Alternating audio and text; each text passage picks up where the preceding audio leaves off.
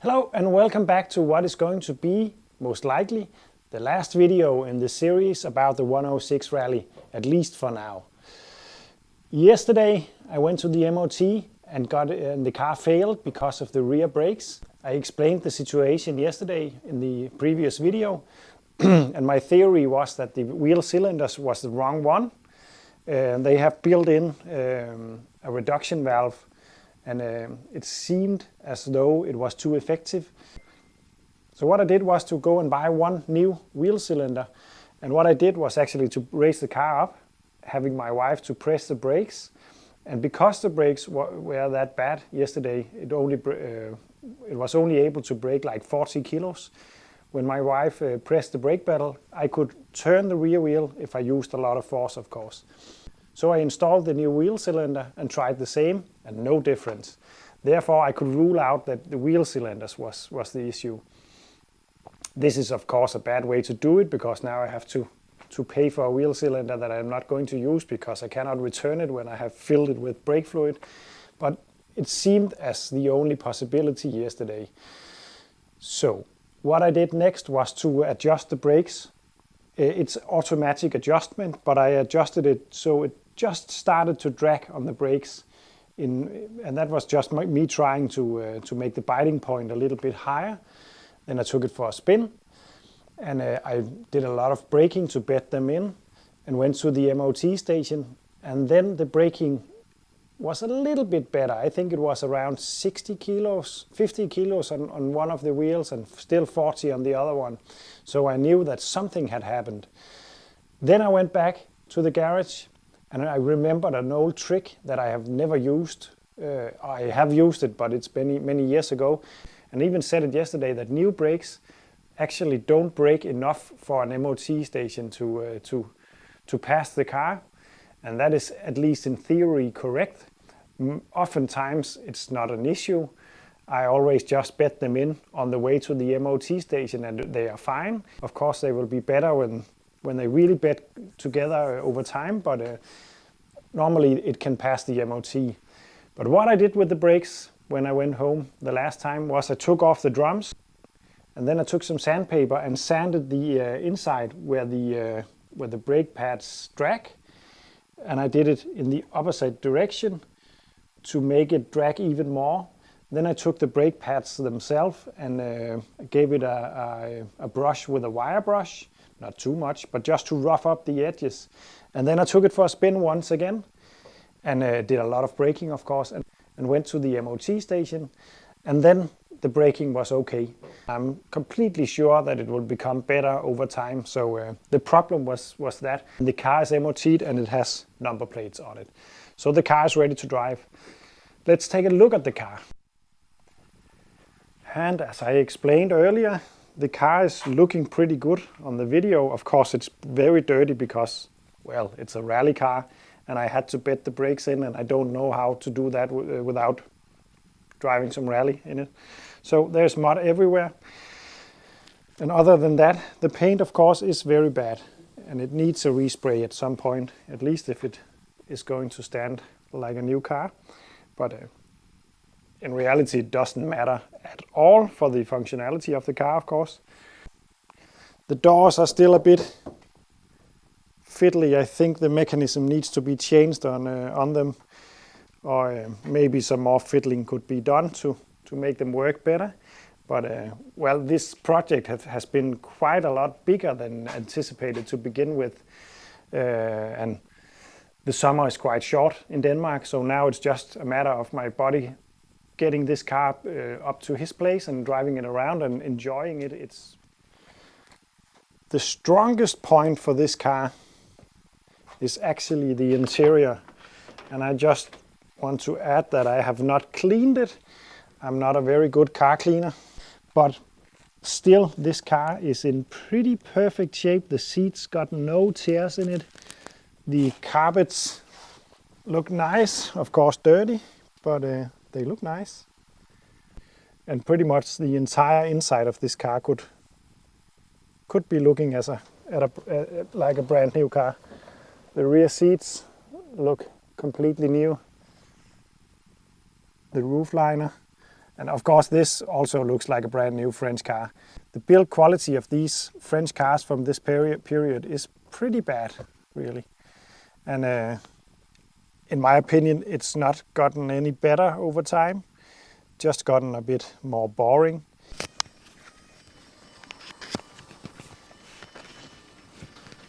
So let's take the car for a spin.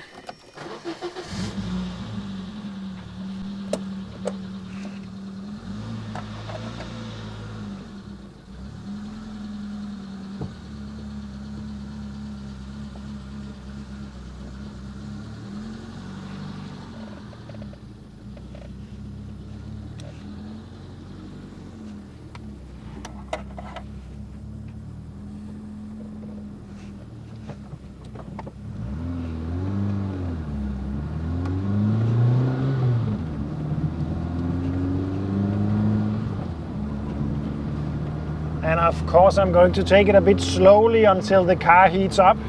It's not all cold, but never rev a car hard until it's all hot, or you'll end up destroying it.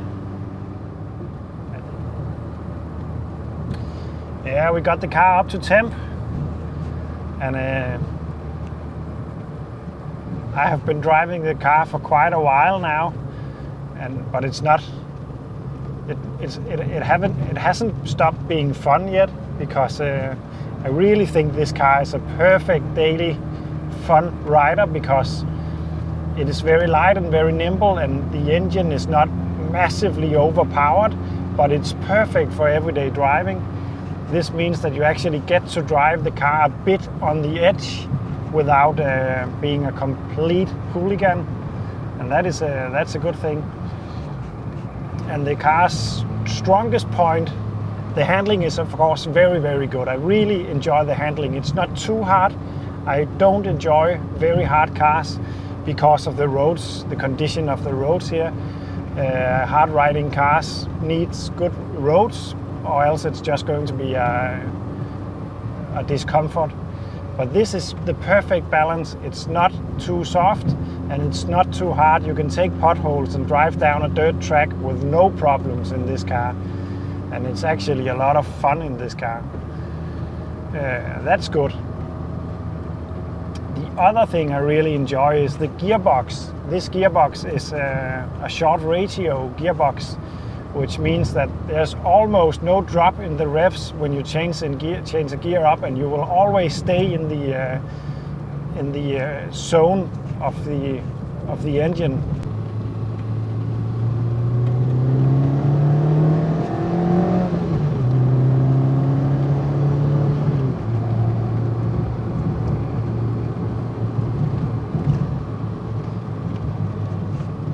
And it's 60 again.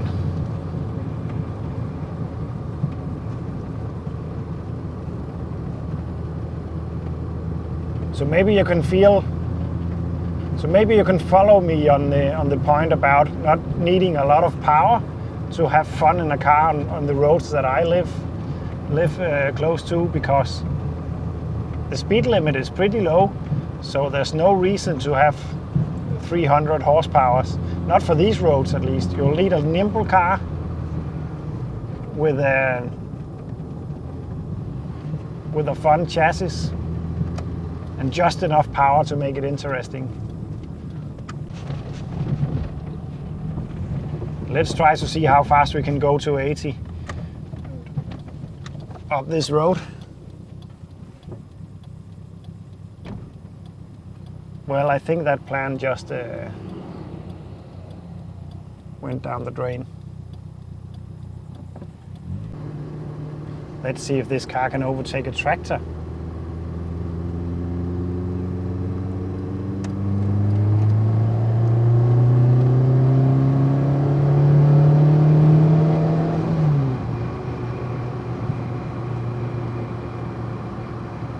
Well, enough power for an overtake, at least on a tractor.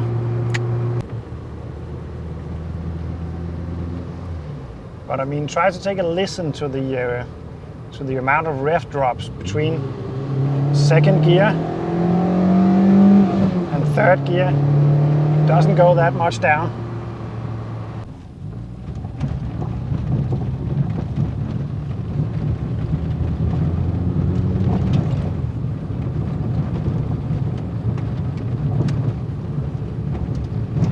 This is a dirt road. We're doing 50 kilometers per hour, and the chassis is just soaking up the holes pretty much. It's really driving nicely.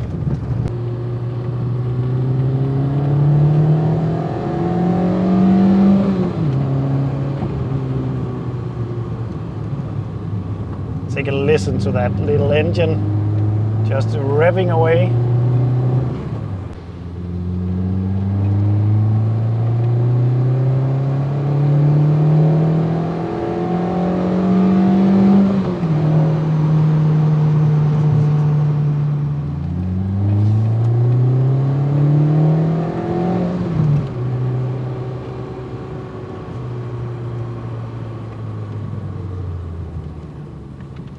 Oh, another 106, but the facelifted one, phase 2, just drove past. Not a Rallye though, but a pretty nice car as well, but not as nice looking as this one. And also the phase 2 Rallye are not as hardcore as the phase 1. The phase 1 is way more rough and light. The phase 2 is a bigger engine and more comfy. And I actually think it's slower, even though the engine is bigger. So the phase 1 is definitely the one to get, but I wouldn't not take the phase 2 if you didn't have a chance to get the phase 1, because it's a nice car as well. The front is just not as good looking, and yeah. Maybe I would go for the GTI if it was the phase 2, the 120 horsepower. Phase 2, it's maybe more fitting for that car and the Rallye. But let's try to take it to 80.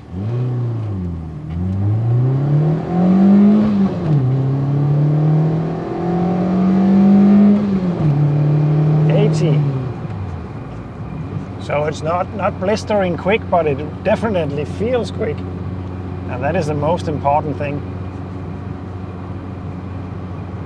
And also, I think I could have reached 80 in second gear, but I actually went for a third gear.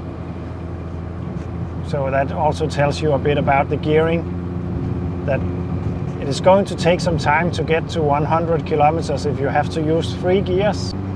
So on the go, I think it's a lot faster than the 0 to 60 time actually indicates.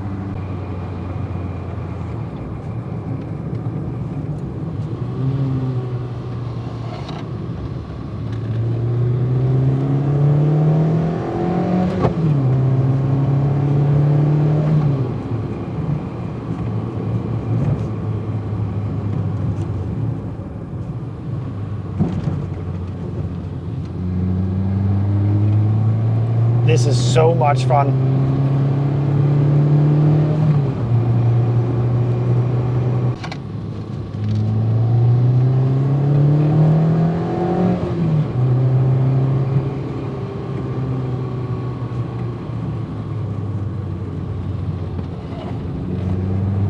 Not a lot of cars are this nimble.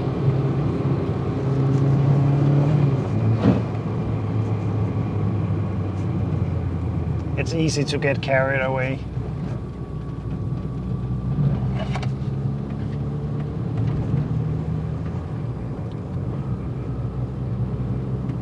So yeah, I would like to try this car on a closed circuit, that's for sure. So this pretty much sums up the Project 106 Rallye. And I think we're going to have to let this car go maybe already tomorrow. I think the owner is very happy to hear that it's finally road worthy. And I don't think he can wait much longer. So I think he will be coming by soon to pick it up. And I can understand him. The reason my buddy found this car was actually because I found it but couldn't afford it. And therefore I asked him if he wanted to buy it, and he would. So this was actually a car I would like to own, but in a way I feel like I already owned it now, because I fixed it and have been driving it around, and that is pretty much what I do with all the cars that I own. I normally put them up for sale when I'm finished working on them. But anyway, But I think this project ends pretty much with this video. I hope to bring it back in the future, but we'll see what happens. Getting this car out of the garage means that there's spot for another project. That is how I like to see it. Say goodbye to my little friend.